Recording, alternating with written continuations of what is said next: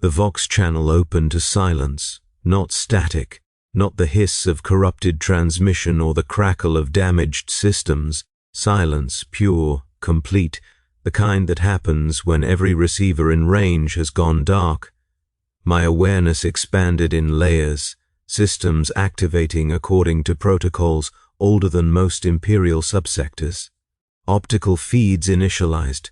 Auspex arrays swept the immediate vicinity. Motor control returned to limbs that weighed 4 tons each. The sarcophagus hummed around me, life support and consciousness bridge working in practiced synchronization. Everything functioned exactly as it should. Brother Garrett, Dreadnought of the Crimson Wardens, 3rd Company, ready for deployment. Except no one had authorized my deployment. The awakening protocols are specific. A tech priest speaks the rite of rousing. Battle cant echoes through the reclusium. Servitors unlock the restraint clamps. Someone, always someone, tells me why I'm needed. What enemy requires the deployment of a 400-year-old warrior locked in a walking tomb? The chapter doesn't waste Dreadnought deployments on minor threats. If they wake me, something significant is happening. I stood in the reclusium, alone. The chamber hadn't changed in the 6 months since my last deployment, or what I assumed was 6 months. Time measurement becomes imprecise when you spend most of it in medically induced stasis. The same Gothic arches soared overhead, the same prayer inscribed, walls surrounded my alcove, the same rows of empty Dreadnought bays stretched in both directions, their former occupants long since fallen, and their sarcophagi interred in the chapter's crypts. I had been the last active Dreadnought for 70 years, but the room felt wrong. Felt? I retained no skin to sense temperature, no lungs to smell air, no flesh to register atmospheric pressure. Yet centuries of experience had taught me to read environmental data as sensation.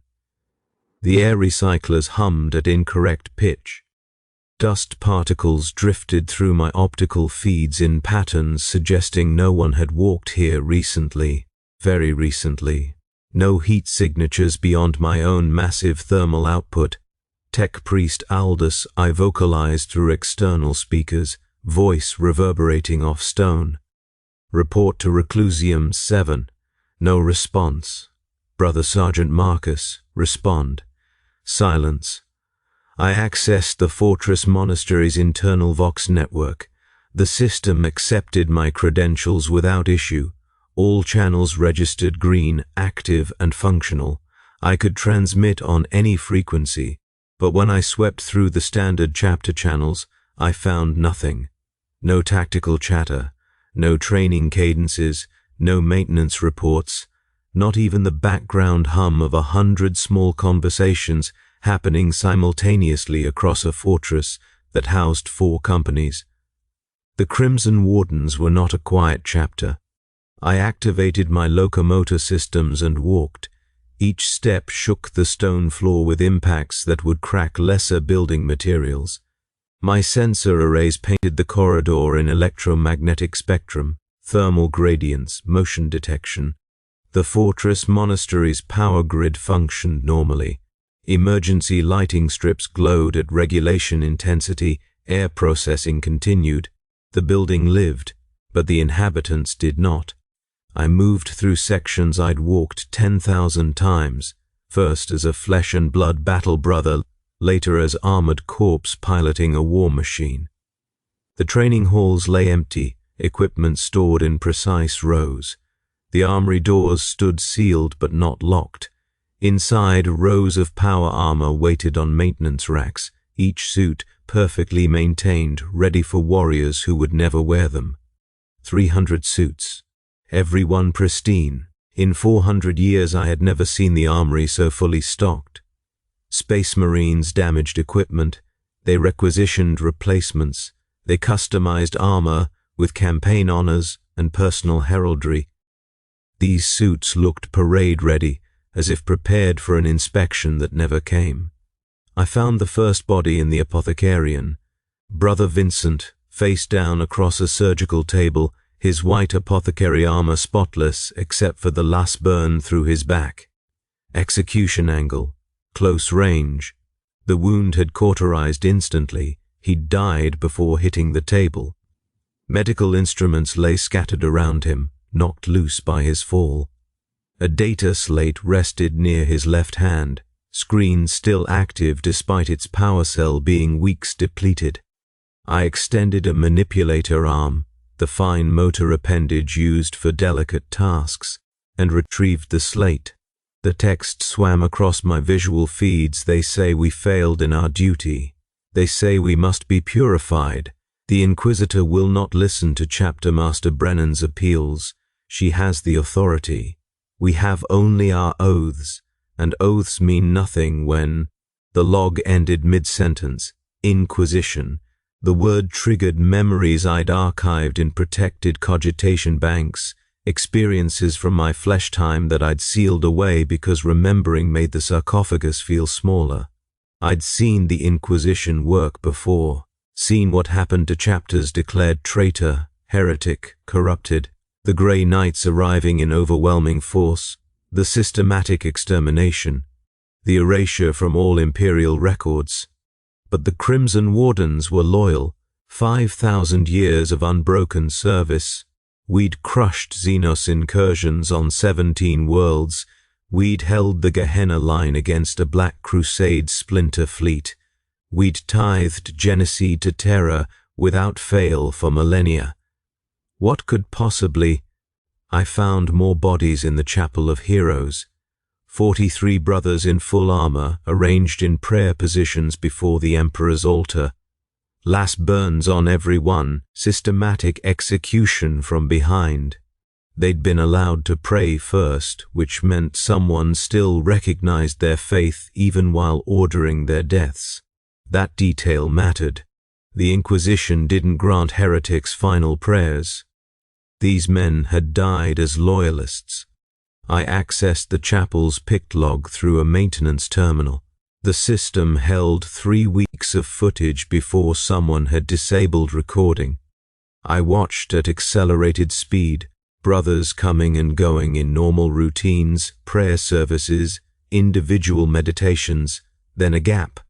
When recording resumed, briefly, for 17 minutes, it showed inquisitorial stormtroopers herding the entire assembled chapter into the chapel at Lasgun Point. Chapter Master Brennan spoke briefly with an inquisitor whose face the camera angle concealed. Brennan knelt. The rest followed. The inquisitor stepped back. Stormtroopers opened fire. 43 brothers died in 18 seconds. The footage cut to black. I stood in that chapel for 2 hours processing. My cogitation engines could analyze tactical data at superhuman speed, but grief operated on older protocols, slower, more human. The flesh I'd lost centuries ago remembered how to mourn. The ceramite shell housing that flesh learned to echo the sensation. The vox clicked open, crackling, distant like someone transmitting from the edge of effective range. Garrett? Brother Garrett, if you're active, respond immediately. My entire system spiked with sudden hope I didn't know remained possible. Responding, I transmitted. Identify yourself. Thank the Emperor, this is Brother Lucas. I'm in the librarium. Garrett, something terrible has happened. I need you to... Static swallowed his words. Brother Lucas, repeat. You're breaking up. Not safe to transmit. They might still be monitoring.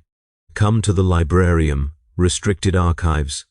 Hurry, the signal died. I moved faster than tactical caution recommended, crushing minor obstacles, each footfall a thunderclap of desperation. A living brother.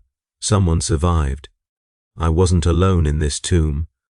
The librarium occupied the fortress-monastery's highest levels, a Gothic maze of shelves and reading chambers where the chapter stored tactical data, strategic assessments, historical records, and the collected wisdom of 100 generations. I'd spent significant time here in my flesh years, poring over battle histories, trying to understand warfare beyond simple violence.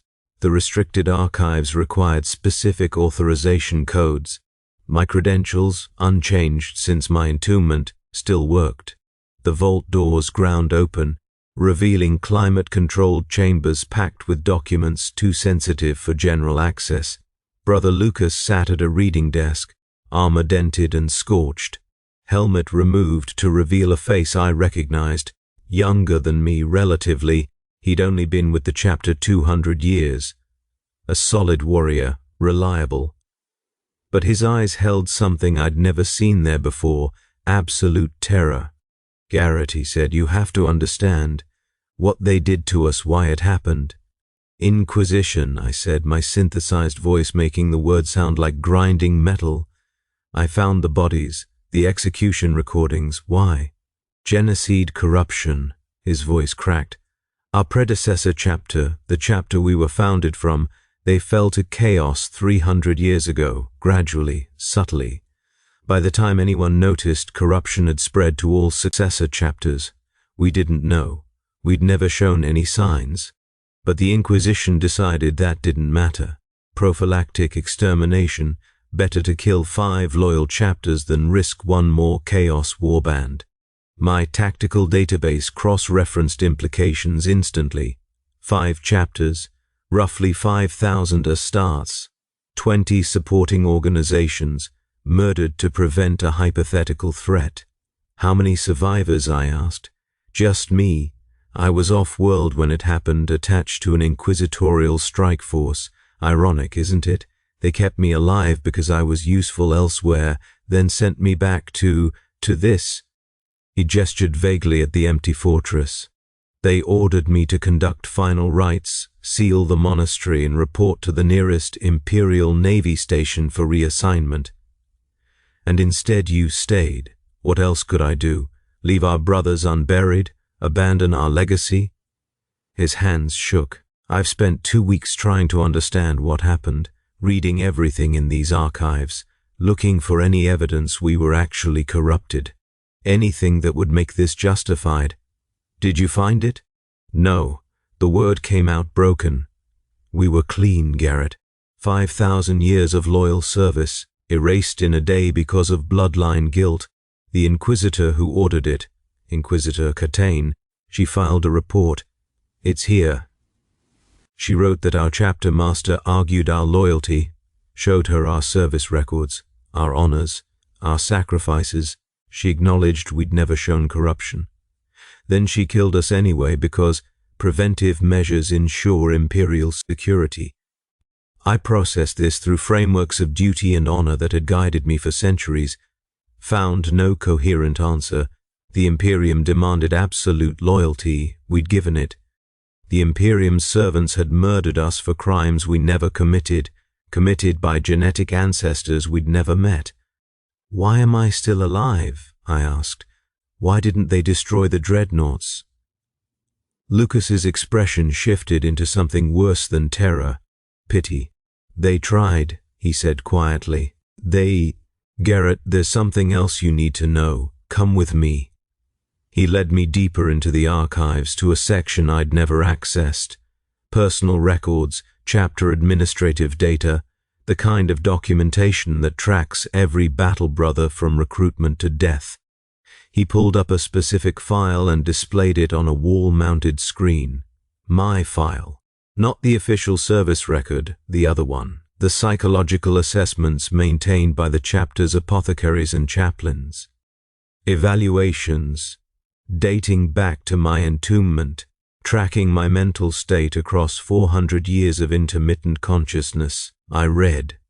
Comprehension came slowly, each line adding weight to a conclusion I'd never suspected. Subject shows increasing signs of dissociation during waking periods. Recommended maximum deployment duration, 36 hours. Subject became agitated when questioning deployment necessity. Recommend psychological counseling before next activation. Subject expressed desire to remain in stasis permanently. Signs of severe depression. Flagged for monitoring. Subject awareness degrading. Cognitive function still adequate for combat operations but declining. Recommend reducing activation frequency. 20 entries, 40 entries, 100. 4 centuries of documentation showing my slow psychological deterioration. The crushing weight of existing as consciousness trapped in a metal coffin, animated only for violence, returned to darkness between wars. Each awakening a little harder to bear, each return to stasis a little more like dying. The last entry, dated 8 months ago, Subject Garrett has requested permanent deactivation. After consultation with Chapter Master Brennan and Chaplain Dominic, request approved pending final combat operation. Subject will be deployed for Gehenna Line defense, then transferred to honored status in Chapter Crypts. This represents mercy, not failure. 400 years of service has earned Brother Garrett his final rest. I stood silent, processing. They'd been planning to let me die, not immediately. Space Marines don't execute their own, but by giving me permission to fade, to let the sarcophagus's life support fail naturally, to finally stop being a weapon. It should have felt like betrayal. Instead, it felt like the only kindness anyone could have given me. The Inquisition tried to destroy the Dreadnoughts, Lucas continued. They brought melter charges, set them in every bay. But when they reached yours... He pulled up another file. Security footage. I watched inquisitorial tech priests preparing demolition charges around my dormant form, watched one check my medical readouts, watched them have a brief conversation I couldn't hear. The charges never detonated. They moved to the next bay instead. Your life support was already failing, Lucas said. Naturally, gradually. They decided you'd be dead in a few weeks anyway. Why waste the melter charge? They left you to die in your sleep. Except I hadn't died. My maintenance systems, operating on automatic protocols, had stabilized the failing components. Some malfunction in the automated preservation routines triggered emergency repairs instead of allowing natural shutdown. The fortress-monastery's cogitators, continuing their programming despite the absence of human oversight, had initiated standard awakening procedures when my medical parameters normalized. I had survived through blind mechanical routine, awakening to find everyone I'd served with dead, murdered by the Imperium we'd bled for. Why are you telling me this? I asked. Lucas stood, moving with the careful deliberation of someone who'd thought about this moment extensively. Because you need to decide, he said. The Inquisition believes this fortress monastery is sealed and empty. Eventually they'll come back to demolish it, scrub all evidence the Crimson Wardens existed. But that gives us time to choose what we do with this. There is no us, Brother Lucas. You said you were ordered to report for reassignment. I was ordered to abandon our brothers, to treat their deaths as justified, to pretend 5,000 loyal Astartes deserved execution. His voice hardened. I'm not going. I'm staying here, maintaining the records, making sure someone knows what happened, even if it's just me, even if I die of old age in these halls. That's suicide. Slow, pointless suicide. Is it? He met my optical sensors directly. You wanted to die, Garrett. You requested termination. They granted it. Then circumstances betrayed you, trapped you in continued existence, so now you choose, walk out those gates and find some battlefield to fall on, or stay here with me and make our final years mean something. I had no response. My cogitation engines processed tactical scenarios, strategic options, possible outcomes, all led to the same conclusion: we were already dead. The only question was what we did with the time between now and inevitable termination. I thought about the brothers in the chapel, the way they'd been allowed final prayers, the way someone, maybe Inquisitor Catan herself, had recognized they were dying as loyalists even while ordering their execution. That detail haunted me. It suggested The Inquisition knew the Crimson Wardens weren't actually corrupted. They'd killed us anyway. Preventive measures ensure Imperial security. Show me the records, I said. Everything the Inquisition filed, everything about our supposed corruption. I want to understand exactly what justification they used. Lucas nodded, relief crossing his features. He'd expected me to refuse, to leave, to choose oblivion over this grinding half-life of witnessing our chapter's ending. We worked together for weeks. Brother Lucas would retrieve documents from the archives, and I would process them through my enhanced cogitation banks, cross-referencing, analyzing, building a complete picture of our chapter's final days. The fortress-monastery became our shared tomb, empty except for us and ghosts. The story emerged in fragments. 300 years ago, the Hawk Lords, our predecessor chapter, had fought a campaign against Word-Bearers' forces in the Nephilim sector. Unknown to them, the Word-Bearers had corrupted that entire region of space with subliminal chaos taint, rituals so subtle they took generations to manifest. By the time the Inquisition identified the problem, 8 Imperial chapters operating in Nephilim had shown signs of corruption. The Hawk Lords fell completely, turned traitor, declared for Khorne, killed an entire cardinal world's population in a single night of slaughter. The Inquisition responded with predictable ruthlessness. They didn't just destroy the Hawk Lords, they traced every successor chapter spawned from Hawk Lords' genocide. 5 chapters total, including the Crimson Wardens. Chapters that had never been to the Nephilim sector. Chapters that showed no signs of taint.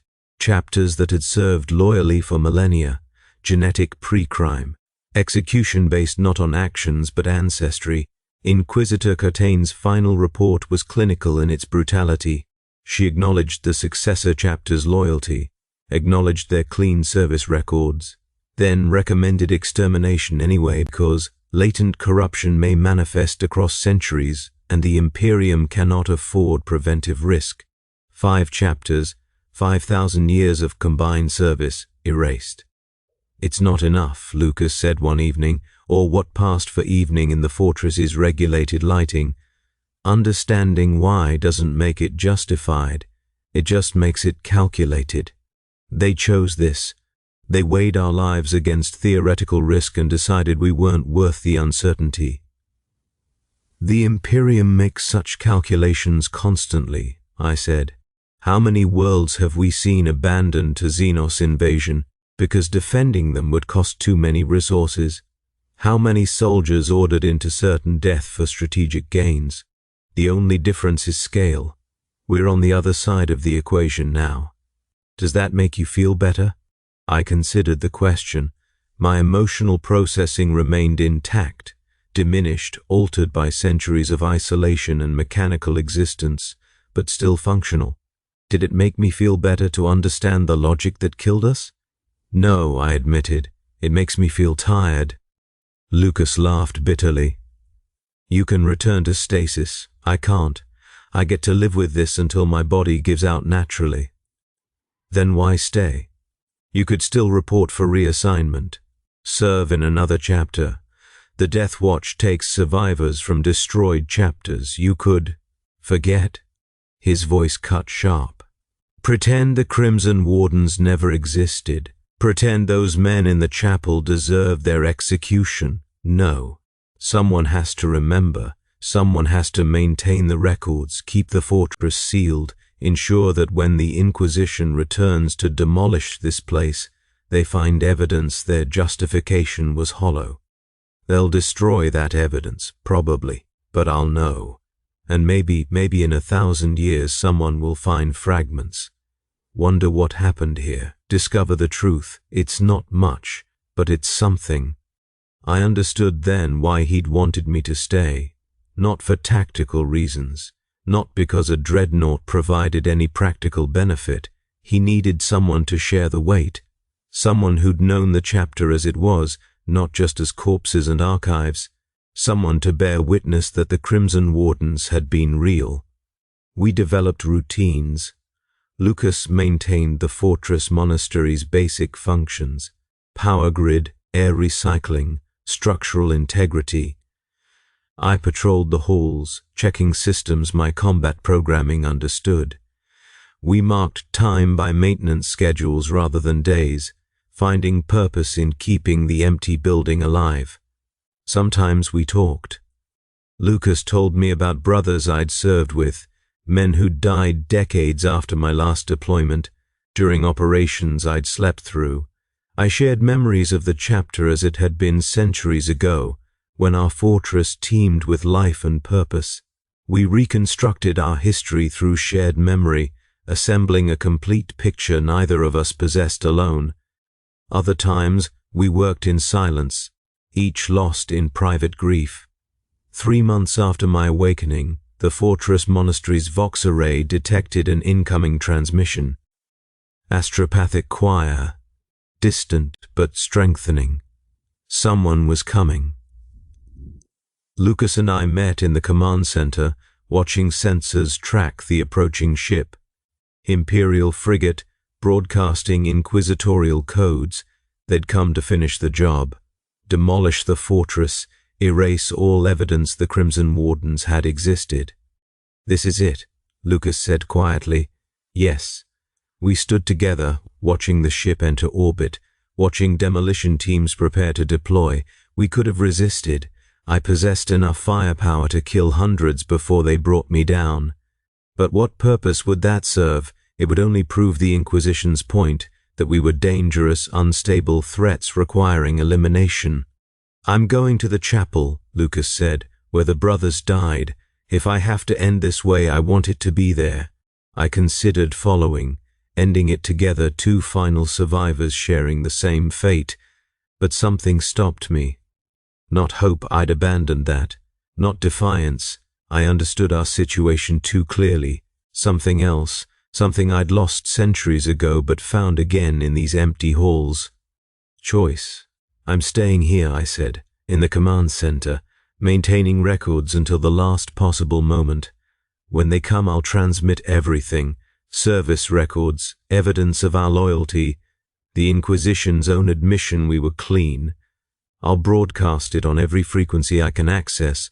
Most of it will be intercepted and destroyed, but some fragments might reach sympathetic receivers, ships passing through the system. Astropathic choirs, someone somewhere might preserve a piece of our truth." Lucas smiled, genuine warmth cutting through his exhaustion. "That's more defiant than I expected from you. 400 years is long enough to serve. If these are my final hours, I choose to spend them making the Imperium work slightly harder to bury us." He clasped my armored chassis, the closest approximation of an embrace possible between flesh and machine. Then he left, heading toward the chapel. I watched him go, knowing I'd never see him again. I returned to work. The demolition teams would arrive in approximately 4 hours. That gave me time to prepare.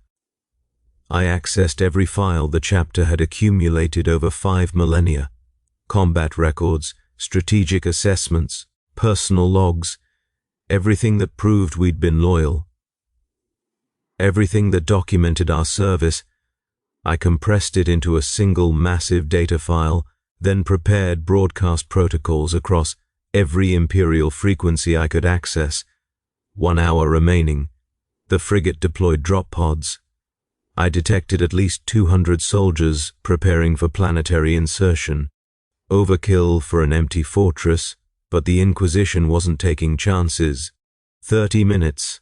Drop pods hit atmosphere.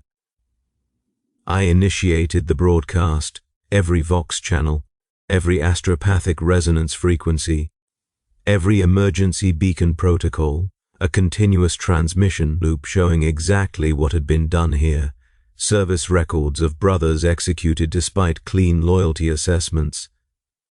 Inquisitor Catain's own report, acknowledging we were untainted. The Inquisition responded instantly. Jamming signals, counter-broadcasts, targeted electromagnetic pulses trying to fry my transmitters. I compensated, redirecting power from weapon systems to communications arrays. They'd silence me eventually, but every second of transmission increased the chance someone received the message. 10 minutes. Stormtroopers breached the fortress. I heard lasgun fire echoing through empty corridors. They were clearing rooms systematically, ensuring no survivors remained. Soon they'd reach the command center. 5 minutes. Lucas's Vox channel opened briefly. I heard prayer, the Emperor's litany, recited in a voice that had grown steadier with acceptance. Then the channel went dead. Brother Lucas was gone. I was alone. The command center doors exploded inward. Stormtroopers poured through, weapons raised. An Inquisitor followed, not Catane, someone else, younger.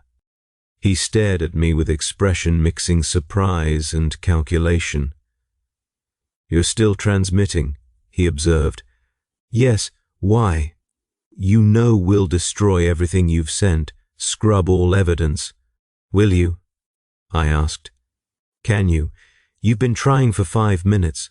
How many ships have received fragments in that time? How many astropaths caught resonance? Information wants to be known. Truth resists burial." He considered this.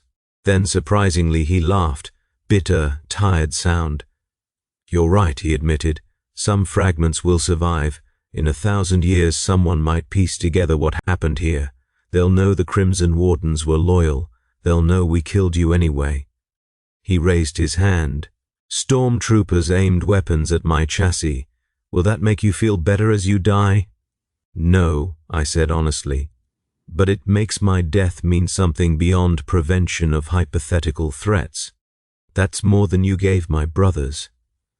The Inquisitor nodded slowly.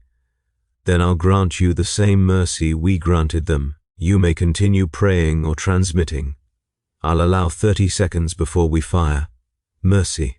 From the organization that murdered my chapter.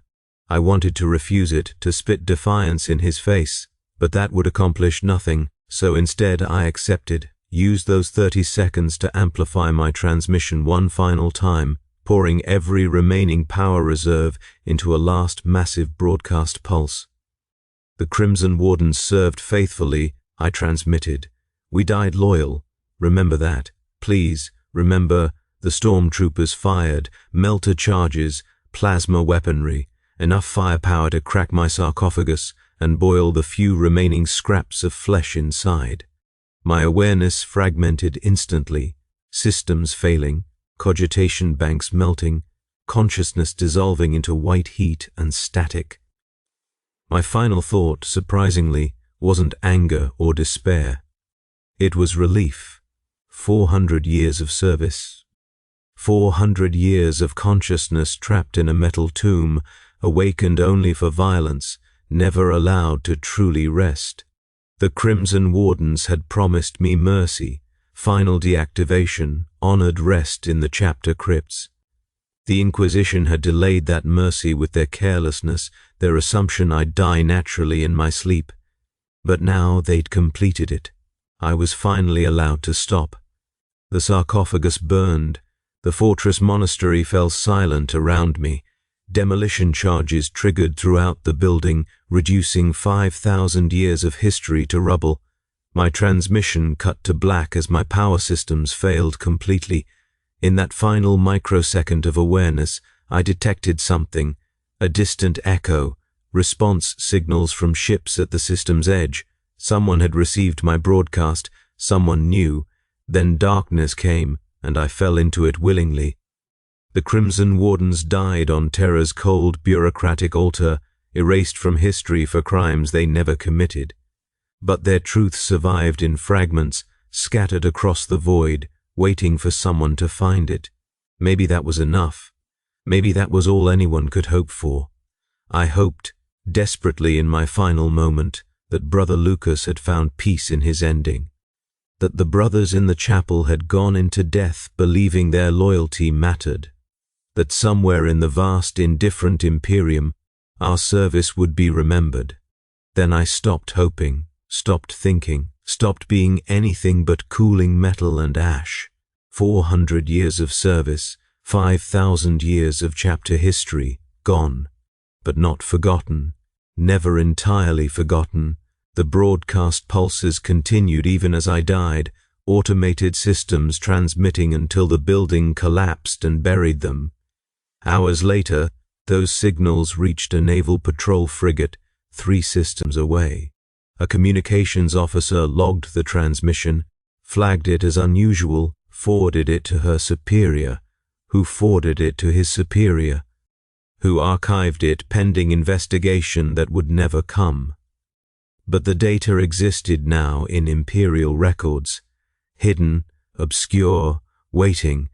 In 500 years, a researcher studying inquisitorial overreach would find those files, would piece together the story of the Crimson Wardens, would understand what happened here.